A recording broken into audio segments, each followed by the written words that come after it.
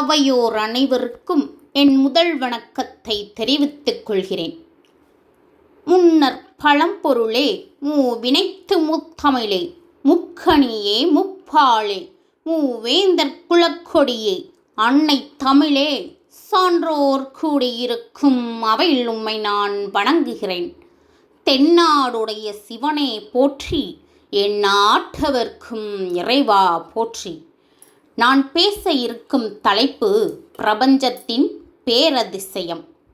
இந்த பிரபஞ்சமே ஓர் பேரதிசயமாக நிறைந்ததுதான். கல்லிலும் அதிசயத்தை பார்க்கலாம், புல்லிலும் பார்க்கலாம், ஆகாயத்திலும் பார்க்கலாம், நிலத்திலும் பார்க்கலாம், ஏன் ஒரு சிறு வண்டு வண்ணத்து பூச்சியிடம் கூட பார்க்கலாம். நாம் காலை எழுந்து அன்றாடம் செய்யும் வேளையில் கூட பல பேரதிசயங்கள் நிறைந்திருக்கின்றது. சொல்லப்போனால் நமக்குள்ளே ஓர் பேரதிசயம் நிறைந்திருக்கின்றது. நம் மனித உடலே ஓர் பேரதிசயம்தான். கண், காது, மூக்கு என்று மனித உடல் பாகங்களும் கூட ஒவ்வொரு அதிசயத்தை இயக்கிக் கொண்டிருக்கின்றது. மனிதர்கள் ஒவ்வொரு நாளும் புதிதாக கண்டுபிடிக்கும் ஒவ்வொரு படைப்புகளும் பேரதிசயம்தான். சொல்லப்போனால் ஒரு தாய் ஒரு குழந்தையை ஈன்றெடுப்பதும் பேரதிசயமே. இப்படி நாம் எதை எடுத்து பார்த்தாலும் அதில் அதிசயம், அறிவியல் என்று மனித உருவாக்கிய நம் ஒவ்வொன்றிற்கும் ஒரு அதிசயம் இருக்கிறது என்று கண்டுபிடித்து கொண்டே போகலாம். சரி, பிரபஞ்சம் என்றால் என்ன என்று பார்த்தால், நம் பிரபஞ்சம் என்று குறிப்பிடுவது எல்லா விதமான கோள்களும் நட்சத்திரங்களும் இணைந்த ஒரு பகுதி பிரபஞ்சம் என்று குறிப்பிடுகிறோம். நம் வாழுகின்ற இந்த பூமிக்கு கிரகம் என்று ஒரு பெயர் இருக்கின்றது.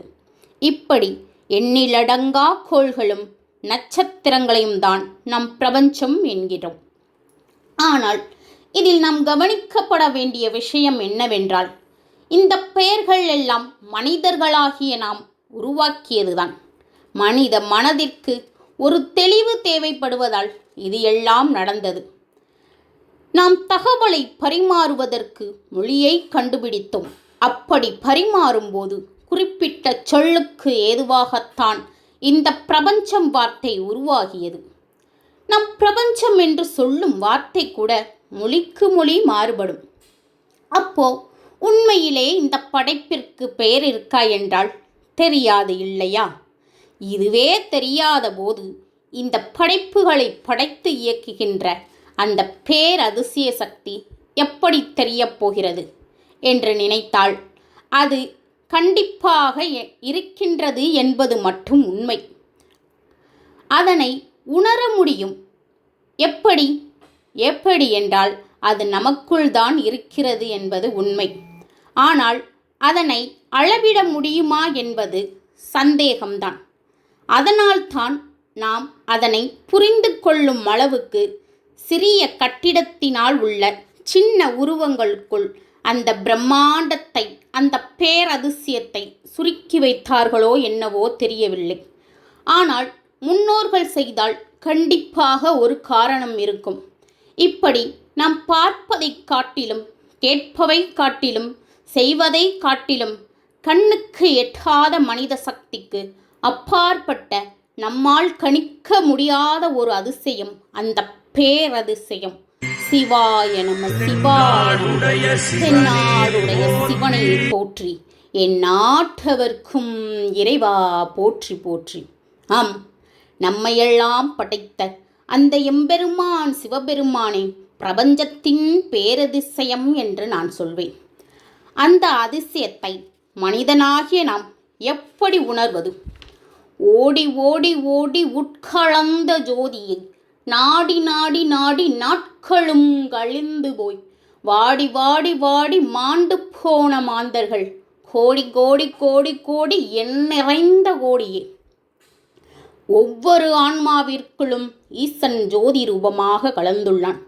அவன் நம் உடம்பின் உள்ளே ஜோதியாக கலந்து ஓடி உலாவுவதை உணர்ந்து அவனை அறியும் வழியை ஆராய்ந்து பாராமல் அவனை தேடி தேடி நாடி பற்பல இடங்களுக்குள் ஓடி ஓடி தேடியும் அலைந்து நாட்களை வீணாக கழித்துவிட்டு அவனை எங்கும் காண முடியாமல் வாடிப்போய் இறந்து போகிறார்கள் அநேக கோடி மனிதர்கள் என்று கூறுகிறார் சித்தர் சிவவாக்கியர். தேடலின்றி தேங்கும் இந்த வாழ்வும் என்னவாகும்? நான் தேடி வந்த நீலகண்டனே, நான் வாடி நின்ற போதில் என்னை தேற்றுகின்ற தெய்வம் என்று உன்னையன்று ஏதும் இல்லையே. சிவனே, பொன்னம்பலத்தில் ஆடும் நாதனே, வேண்டாததை எல்லாம் வேண்டும் வேண்டும் என்று வேண்டுவதால் வேண்டியதை நாம் ஈசனிடம் வேண்ட மறந்து விடுகிறோம். தூண்கள் இல்லாத வானம் கண்டு பிடிக்க முடியாத அளவுக்கு அடிமுடி காண முடியாத அண்ணாமலையாரே, நீயே பிரபஞ்சத்தின் பேரதிசயம், உன்னை விட வேறு எதுவும் அதிசயம் இல்லை. சிவ சிவ என்கிறர் தீவினையாளர், சிவ சிவ என்றிட தீவினையும் ஆளும். சிவாய நம சிவாய நம. சி என்பது சிவத்தையும், வா என்பது சக்தியையும், யா என்பது உயிரையும், நா என்பது துரோதம் மாயையும், மா என்பது ஆணவத்தையும் குறிக்கும். அதாவது யான் எனது என்பது விளக்கம். இதனை ஆராய்ந்து பார்த்தால் உலகில் உள்ள அத்தனையும் இவை 5 எழுத்தில் அடங்கும் என்பதே ஆகும். உன்னருளாலே உன்னை வணங்கச் செய்து இந்த ஈனனை வீணனை ஆட்கொண்டு அருளிய பெருமானே, உன்னையின்றி வேறு அதிசயம் உண்டோ இவ்வுலகிலே? பூமாதேவி பொங்கிடும் போது பூகம்பம் என்பது பெயராகும். வனமகள் ஒளிரும் போது மின்னல் என்பது பெயராகும். கொதிக்கும் வெயிலை தரும்போது சூரியன் என்பது பெயராகும். கொந்தளிக்கும் நீருக்கு சுனாமி என்பது பெயராகும்.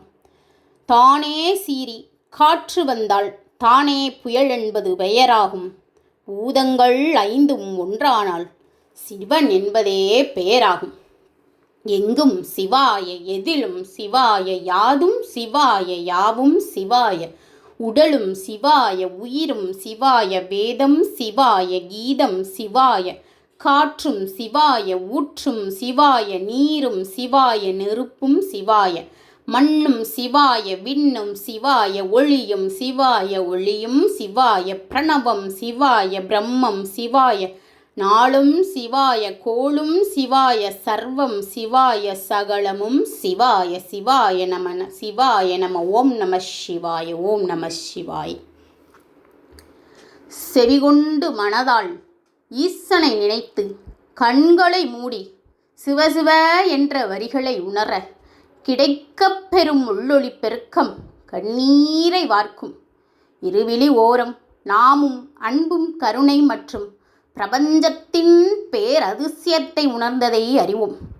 அவனின்றி அசைய ஓர் அதிசயம் உண்டோ? அன்பே சிவம், சிவமே பிரபஞ்சத்தின் பேரதிசயம். தெளிவுறவே அறிந்திடுவோம், தெரியா ஒன்றை தெளிவு பெற மொழிந்திடுவோம். தெரிந்த பின்னே தெரிந்தும் தெளிவு பெறும் நம் அறிவு, தெளிந்த பின் உருவாகும் உறவு. தெரிந்த அனைத்தையும் தெளிவாகச் சொன்னேன், புரிந்த அனைத்தையும் புரியும்படி சொன்னேன். பேச்சினில் தீப்பற்றி இறைவனை கைப்பற்றி பொய்மையை வெளியேற்றி சிவத்தையே போற்றி பெறுவேன் பெருவெற்றி. எனக்கு பேச வாய்ப்பு தந்த பிரபஞ்சத்தின் பேரதிசயம் சிவசக்தியே என்று தெளிவு பெற செய்கின்ற எங்கள் தங்கமணி அத்தை அவர்களுக்கு இந்த தங்க சிவாய நம குரூப்பில் உள்ள அடியார் பெருமக்கள் மற்றும் சக தோழிகளுக்கும் மற்றும் நடுவர் அவர்களுக்கும் நன்றி கூறி விடைபெறுகிறேன். நன்றி, வணக்கம். தென்னாடுடைய சிவனே போற்றி, என் நாட்டவர்க்கும் இறைவா போற்றி. சிவாய நம. திருச்சிற்றம்பலம். நன்றி, வணக்கம்.